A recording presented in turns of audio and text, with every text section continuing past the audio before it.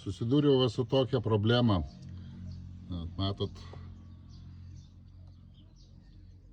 visi varžtai susikrėtkėmis, vadinamo tokiom, kaip juos atsukti.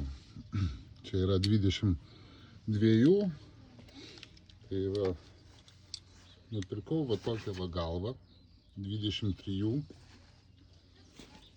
Ir dabar dedam grąžtelį į griovelį,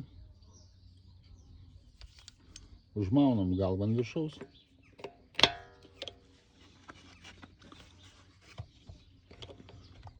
Pastatom ką nors tokio, kad prilaikyt biškį.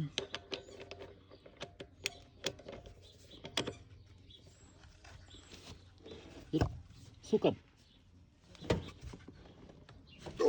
Ir viskas. Atsukta.